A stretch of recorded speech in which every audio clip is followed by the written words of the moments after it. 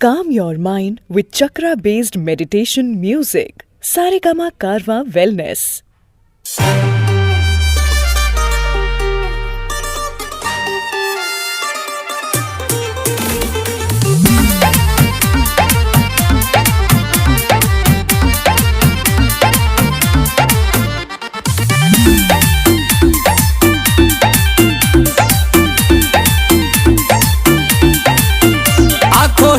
आँखों में आंखें चार होता है, दे दे दिल जो वहीं दिलदार होता है।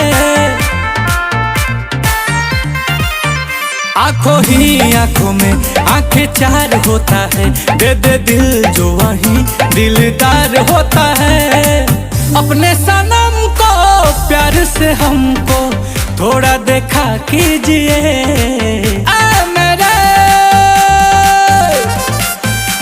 सफल काले आंखों में तो चश्मा लगा लीजिए। मेरे हम सफल काले आंखों में तो चश्मा लगा लीजिए।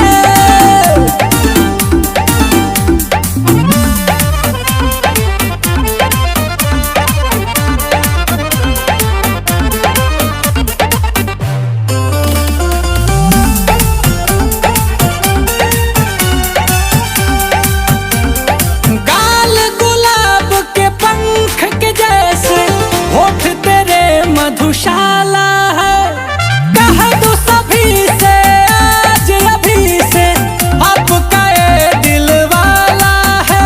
ऐसे हंस के दिल में बस के जरा सीने में तो चाहत जगा लीजिए। रूप है धूप है, चश्मा लगा लीजिए।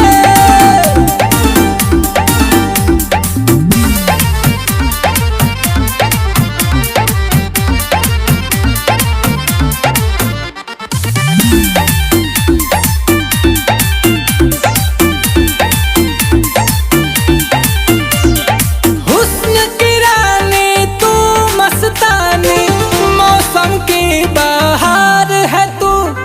ताजमहल सी कोई गजल सी, नीलकमल की प्यार है तू।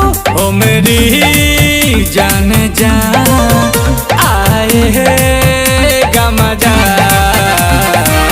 मेरे मीत ये गीत गुनगुना लीजिए। मेरे दिल के चैन काले आंखों में तो चश्मा लगा लीजिए।